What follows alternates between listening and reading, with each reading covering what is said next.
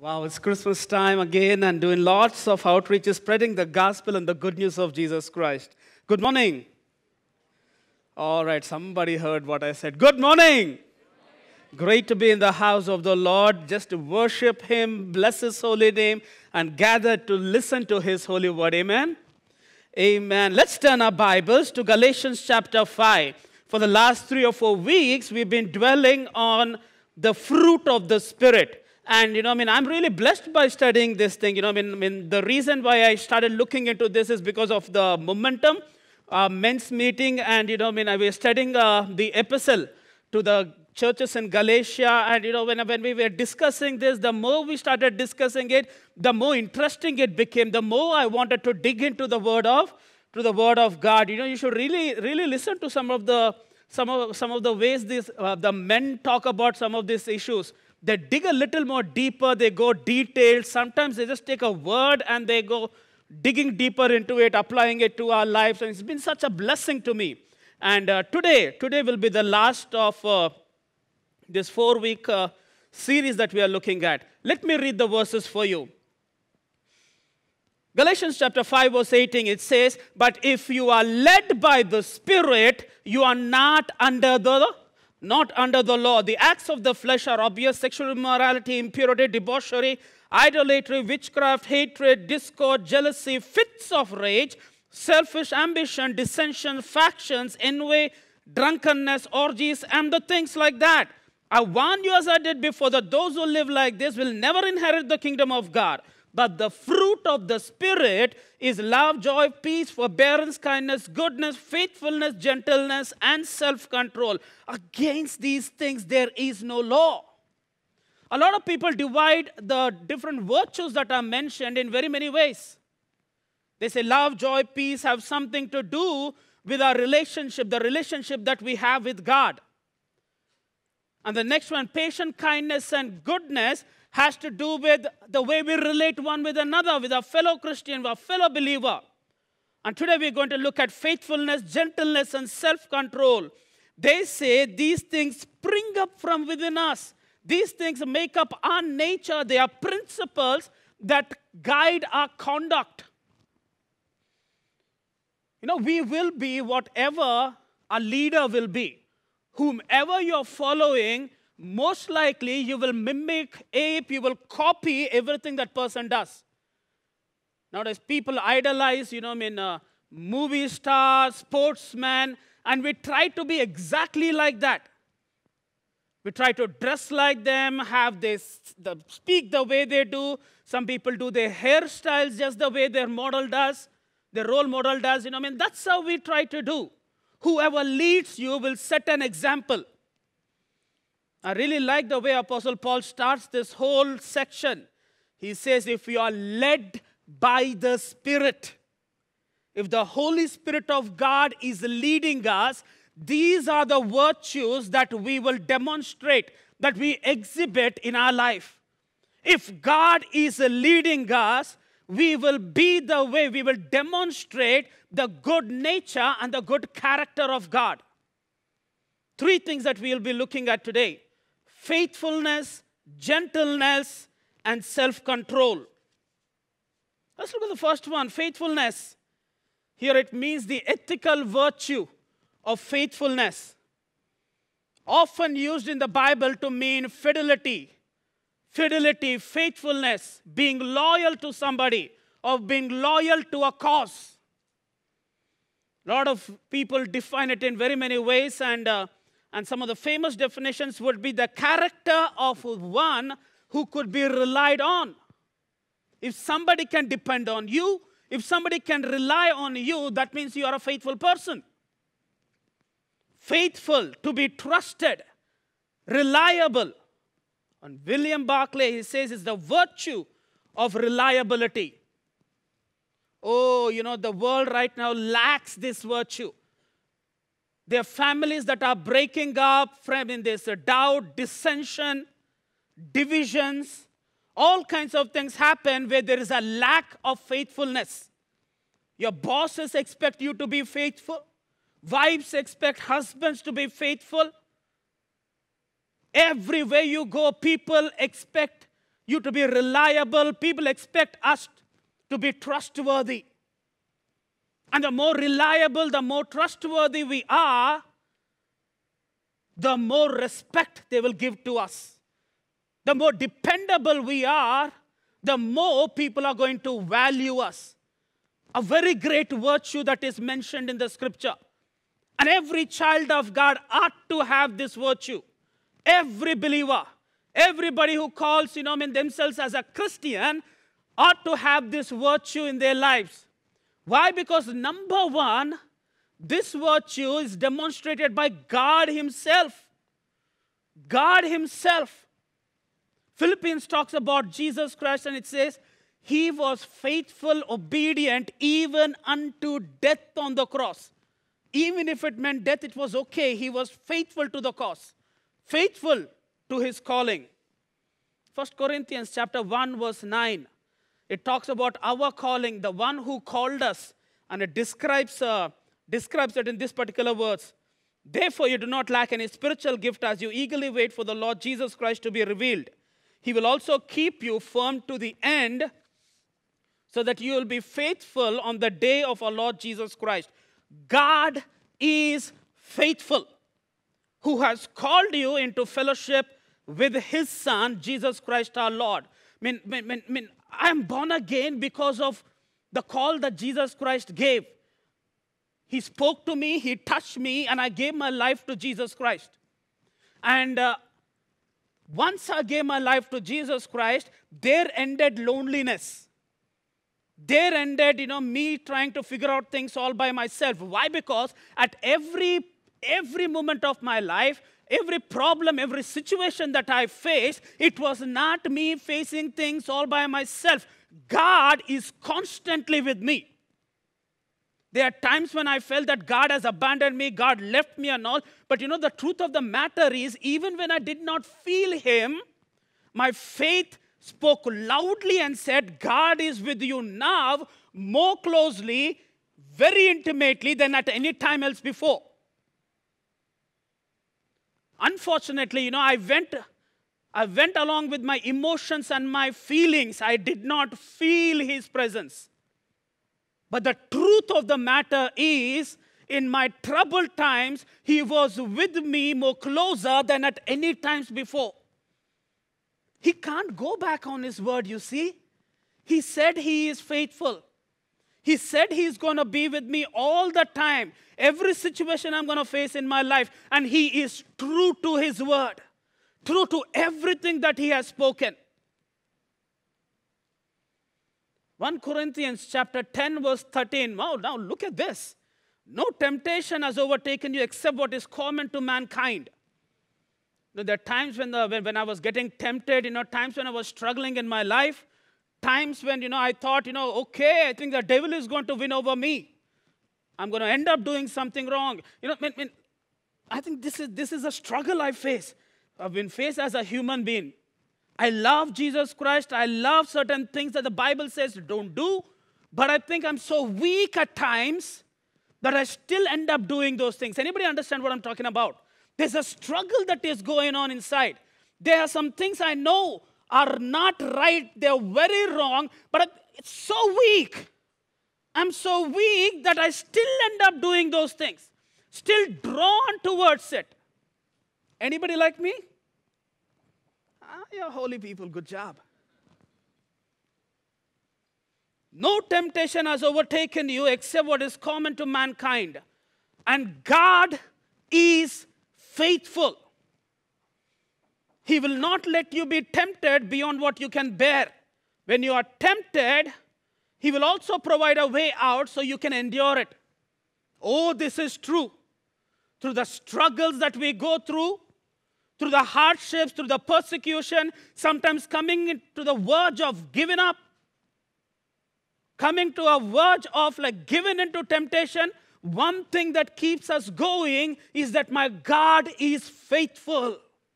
In my weakest moment, He is not going to abandon me. For some of you, my brother, my sister, you're facing a problem right now. You're facing an addiction. You think that addiction has more hold on you than you on yourself. unable to overcome certain issues in life, God is faithful. He will see us through our situations. He will see us through our circumstances. Very many times, I think, we think a lot. Sometimes I think I overthink. When I'm facing a hard time, sometimes I get this doubt. I know God can help me. He has the potential to help me, but I doubt the willingness of God. Is God willing to help me? I have no doubt about His potential, but sometimes I doubt His willingness. But then God says, I am faithful.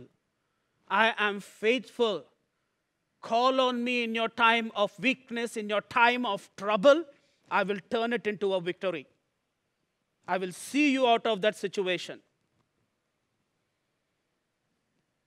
2 Thessalonians chapter 3, verse 1 to 3, talks about the faithfulness of God as we live our lives as the children of God. One of the greatest things that God has asked us, we call it the Great Commission. Share the good news at all times. Speak the gospel of Jesus Christ. And some of us, just when we say that we are Christians, we follow Jesus, we get persecuted. We get all kinds of names. We get treated very differently and all. But you know what God has promised? That He is going to be faithful even during that time.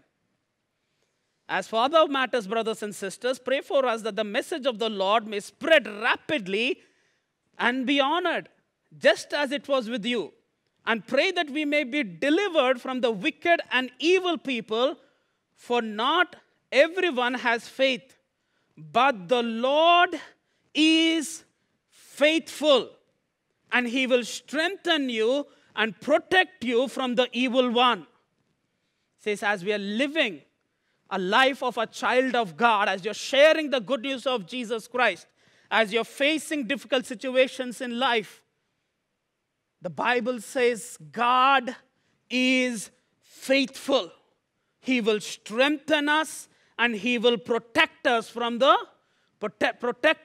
evil one. Another week's time, the Advent is going to begin. And I like the whole season of Christmas. Why? Because I think, suddenly the whole world opens up to the message of Jesus Christ. Suddenly the whole world starts singing and rejoicing along with us. And I think, when this time happens, I really like what Sister Shobha shared and also what Pastor Sean shared. This season ushers in joy. In fact, one of the ways the angel spoke to the shepherds says, this good news will cause great joy to all people. When they say the birth of Jesus Christ is good news, not for the Christians, or not just for the Christians, not just for the church, or not just for the Jewish people, or not just for any particular group or sect. It is good news for all people. Christian, non-Christian, rich, poor, male, female, whatever you are, it is good news for all people. And I believe that we should take advantage of this season, the openness that the world is going to open up to, and we should preach. We should preach the gospel from our rooftops. We should make it loud and clear. And thankfully, for the last 6 or 8 months, the whole world is shut. Nobody is inviting anybody anywhere. But suddenly something happened. People are calling us and telling, why don't you come visit us during the Christmas time to share the good news? Some are expecting cake, some are expecting song, whatever it is, but we will give the gospel for sure. Amen? I also encourage each and every one of you. Call somebody. Take advantage of the season. And if you feel that you're getting persecuted, you'll be treated otherwise, remember this promise and claim this promise that He will strengthen us. My God is faithful. My God is good. God wants us to be faithful because He Himself, He's faithful. He's faithful to me. There are times when I run away, I'm so weak, I mean, I don't live up to my word all of the time. In spite of all these things, whatever he promised, he's faithful to his word. And what does God expect of me? He expects me also to be faithful. Faithful at least in 3 areas. Number 1, God wants us to be faithful in our talents. Paul talks to Timothy and says, do not neglect the gift that is in you. If God has blessed you with a talent, a skill set, God is expecting you to use it so that his name will be glorified. I'm not just talking about the musical talents that we demonstrate, that we enjoy every week here at church. Maybe you're good at programming. Maybe you're good at graphics. Maybe you're good at something else. God is expecting each and every one of us to be good stewards of the talents that he has given us. The skill set, the talent, the gift that we have is given by God, and let's use it to give glory to God. Not just with our talents. God expects us to be faithful in our fellowships, or rather I can use the word church. Be faithful to the local church. Be faithful in fellowship. Never neglect fellowship. Hebrews chapter 10 verse 24-25. It talks to the children of God. They're going through a hard time, and he says, please do not neglect the gathering of brethren. Please do not neglect our fellowship, getting together. Why? Because if you isolate yourself, there you go, you'll be hunted. Whatever it is, we do understand our times, the time of pandemic. Some of us, we are living in isolation. Some of us are quarantined. So what? Use the WhatsApp. So what? Call some people. You can Zoom somebody. But make sure you're talking to somebody. Make sure that you're encouraging somebody or you're being encouraged by somebody. Make sure that we are in constant fellowship. Fellowship, my brother and sister, will help us grow. We avoid fellowship if we avoid the gathering together to worship God and to encourage one another. Gone, our faith is going to become weak. Be faithful together. God expects us to be faithful in our relationships. As parents, spouses, even as children, God wants us to be faithful. When talk about husband and wife, when all that they want is, I hear many complaints. I hear a lot of feedback coming from in this area. Many times, they would say, I don't really need that money. I don't really need that success. All I need is that person to be safe and that person to be home with me, with us, with the family, with the children. They yearn, a husband yearns for wife's faithfulness. The wife yearns for the husband's faithfulness. God wants us to be faithful in our relationships. And what is the consequence of being faithful? Psalms 31. Love the Lord, all his faithful people. The Lord preserves those who are true to him, but the proud he pays back in full. Love the Lord, all of you who are faithful to him. All of us who are faithful to him, love the Lord. The Lord is going to preserve us, preserve those who are true to him, those who are faithful to him. He calls them his own. Those who are faithful to him, he never abandons. He's always close to those who are faithful to him. Proverbs 28. It says a faithful person will be richly blessed. Want to inherit the blessings of God? Be faithful, be faithful, be faithful to God. I really love these verses. I really love what Proverbs says. Will be richly blessed. But very many times in my life I have seen that there are people who are faithful to God and all they have received is persecution. All they have received is, people say, hey, I'm faithful to Jesus Christ. I say, get out of the house. I'm faithful to Jesus Christ. You will have no inheritance. You lose your title. You no longer belong to this family. I've seen people abandoned, excommunicated because they're faithful to Christ. But let me read this promise. Revelation chapter 2, verse 10. So what if the world treats us like this for being faithful? Do not be afraid of what you're about to suffer. I tell you, the devil will put some of you in prison to test you, and you will suffer persecution for 10 days. Be faithful. Be faithful, even to the point of death. Be faithful even to the point of death, and I will give you life as your victor's crown. It says, be faithful no matter what. Fox's Book of Martyrs talks about all those Christians who were martyred for their faith, because they say we will never deny Jesus Christ. They say in spite of Christianity being the world's largest religion, it still continues to be the world's most persecuted religion. Outlawed in very many countries, the church has gone underground. You can't meet, systematic persecution, treated unfairly, and no justice. You cannot even appeal in very many places. Yet they say the church survives. And I have also found out they can persecute us, they can suppress us, but the faithful, those who are faithful to the Lord, they will still continue to worship God no matter what, even if it means death. There is something about God, there is something about the love that He showers on us. If you have tasted it, you never really want to get rid of it. You will give your life, you will gladly die, but you will never really get rid of it. You will always embrace the love of Jesus Christ. Be faithful. To us, God is telling, be faithful. If God has asked us to do something small, be faithful.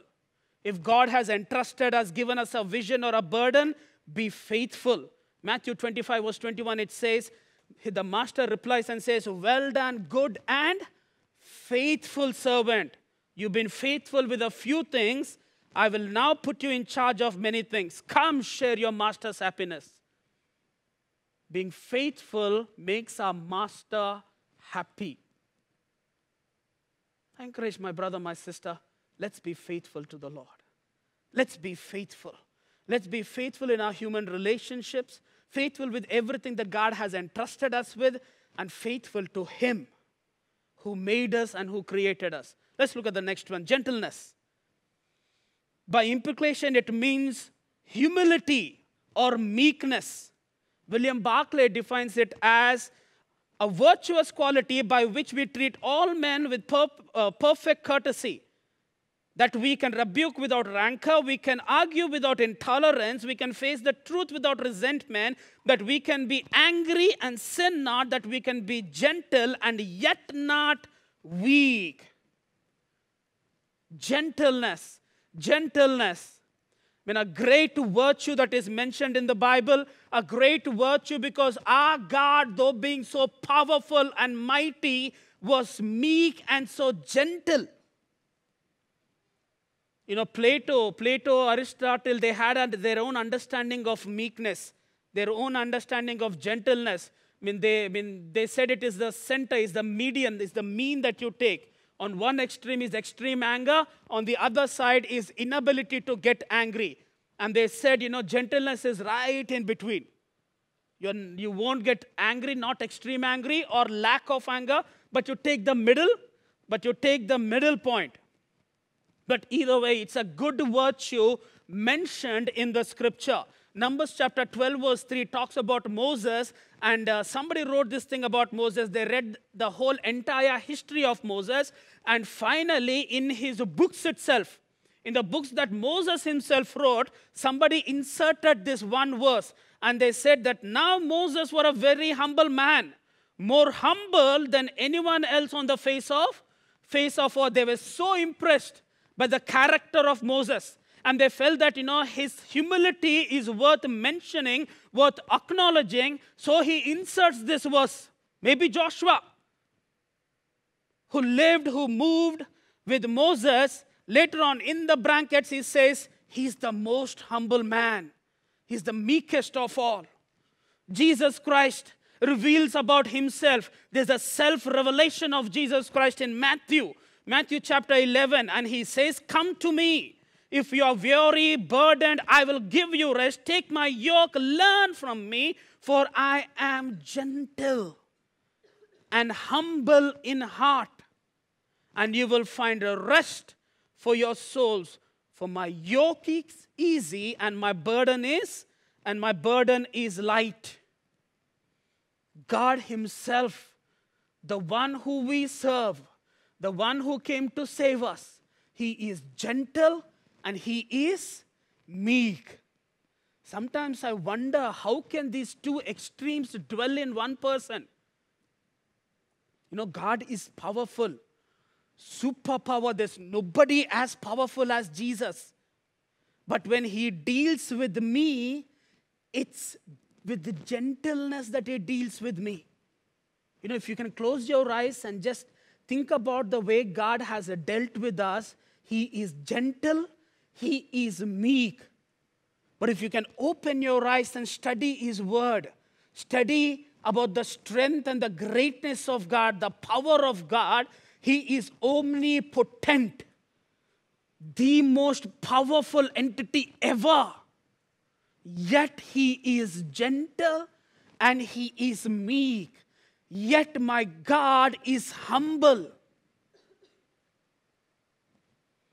In fact, God says, God also wants us to have these virtues in our life. Oh, now listen to this, James chapter 1 verse 21. Therefore, get rid of all moral filth and the evil that is so prevalent, and humbly accept the word that is planted in you. I always used to have a doubt, how should we receive the word of God? And there were good amount of, I went to a Bible college, studied, did my master's in divinity for 3 years. And every time I sat in the classroom, my kind of, my attitude was to criticize everything. No matter what the lecturer says, come up with a question which he'll not be able to answer. That's how I received. That's how I got trained.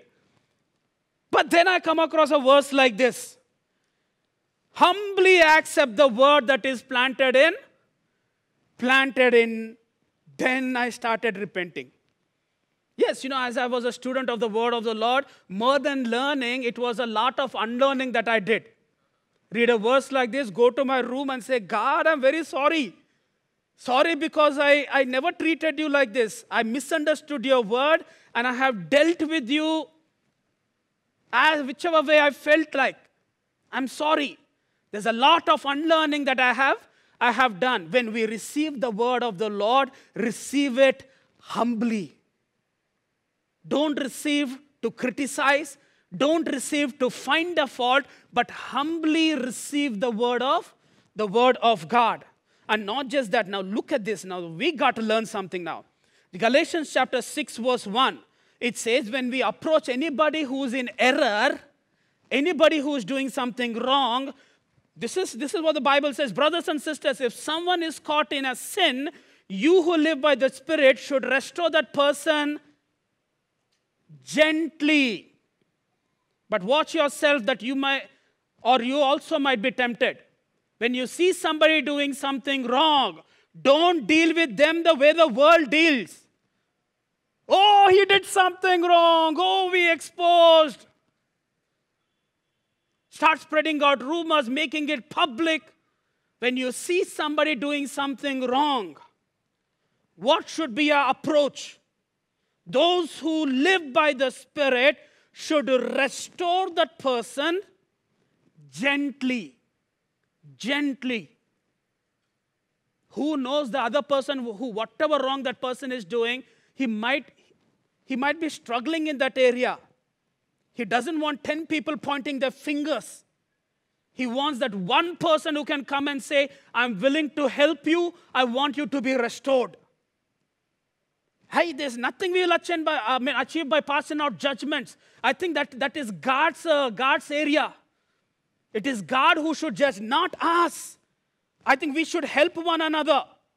If we start judging people, they can also judge us. We are not perfect people. If you find 10 faults in somebody, they can also find faults in us, right? Right? Yeah. None of us are perfect. And if we keep finding faults, then all of us are sinners. You know, the way we deal with this is gently restore, help one another. Amen? Can we do that? Next time you see somebody doing something wrong, approach them gently and say, I want to help you, my brother. I want to help you, my sister. When you're correcting somebody, the same thought is repeated in 2 Timothy by the same person, Apostle Paul. In humility, correcting those who are in opposition. If God perhaps will grant them repentance so that they may know the truth. If somebody is opposing us, somebody has something against us, gently, in humility correct them. Oh, Peter talks even better. 1 Peter chapter 3 verse 15. But in your hearts, respect Christ as Lord. Always be prepared to give an answer to everyone who asks you to give a reason for the hope that you have. But do this with gentleness and respect. You know, nowadays I also teach at the School of Theology, and this batch is like, very intellectual, they dig around. And one thing I always try and keep repeating, reminding all of our students is, you are gaining knowledge not to win an argument. Because there's a lot of information that is given at a School of Theology. Pastor Sean teaches theology, and a lot of other people come, and we give a lot of information, lot of trivia, and we say that please don't just get all this knowledge so that you can win an argument. There's nothing we'll achieve by winning an argument, but gently give an answer. Answer to your faith, why you believe whatever you believe. If somebody has a question about Jesus Christ, or somebody even questions just because they want to find a fault with you, give a gentle answer. Don't win off the argument and say, I won the argument, I proved this. But the man is gone. That person has shut down his heart because you're celebrating our ego that we have won a victory. Whenever we speak about Jesus Christ, whenever we clarify things from the word of the Lord, do it with humility, gentleness, with respect. With respect. In fact, the Bible calls whoever is gentle and humble, the Bible calls them wise. Let's look at the last one. Self-control. It comes from the word kratos, which means holding himself in. Thayas says that the virtue of man who masters his desires and passions, especially his sensual appetites. In fact, when Socrates and Plato talks about this, and he says, self-control is the extreme of overindulgence. Somebody is indulging too much. Self-control is the opposite of that.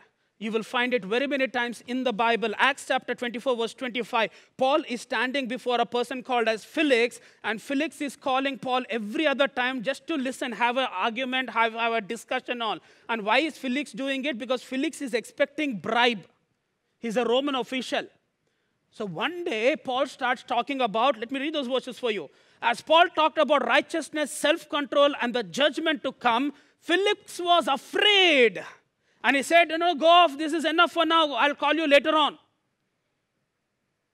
A corrupt person, when he starts listening to virtues like this, self-control, righteousness, and the judgment, he's like, no, I'm not going to listen to whatever Paul is telling. Because Felix himself lacked it in his life. Peter talks about self-control, and he says, now this is an essential quality in a child of God. Says, unto knowledge, self-control, and to self-control, perseverance, and to perseverance, godliness. He gives all these virtues, and by the end of this section, he says, make every effort to confirm your calling and your election. If you are called, if you are elected, if you say you're a child of God, you ought to have these virtues. Self-control. If you are somebody who are not able to control yourself, it's hard to live with a person like that. It's very hard to associate with a person like that. Titus chapter 1, Paul talks to Titus, a pastor in Crete, and he says, Titus, this work is too much for you, so appoint elders who can carry that burden, share the burden. And whenever you're appointing elders, look for these qualities. And one of the qualities that he mentions is, he must be hospitable, one who loves what is good, who is self-controlled. Self-controlled, upright and holy. When you appoint elders, appoint them like this. People who are self-controlled. 3 virtues that we have looked at today. Faithfulness, gentleness, and self-control. These are something that spring from within us, that make us. Do people around us know us to be somebody who is faithful? Do they know us to be gentle, humble? A person who knows how to control his appetite, hunger, anger, control his desires? Or do they know us to be anything contrary to all these things? Come, let's just stand in the presence of the Lord. The fruit of the Spirit is what we have seen. Paul is addressing the churches in Galatia. And he found that the churches are far from being perfect. The churches are struggling. The believers are struggling. So he gives them an answer telling, be led by the Spirit of God. And if you are led by the Spirit of the Lord, you will bear the fruit of the Spirit. And this is what he mentions. Can we just close our eyes and say, God, I want to be led by your Spirit, O Lord. I want to be, O God, somebody who will reflect your character, reflect your goodness. I want to be led by the Spirit. For those of you who are not really baptized in the Holy Spirit, just say, God, I'm opening up myself. For some of us who are struggling with all the vices that are mentioned, say, God, I'm opening up to the Spirit of God. But more specifically, I want to talk to those of us who have not received Jesus as our Lord and Savior. You have not opened your heart to Jesus, not really invited him into your heart. If there's anybody like that, and right now you want to say, Jesus, please come into my life. Please help me. I need you. Anybody like that? Can you please lift up your hand? Thank you, sir.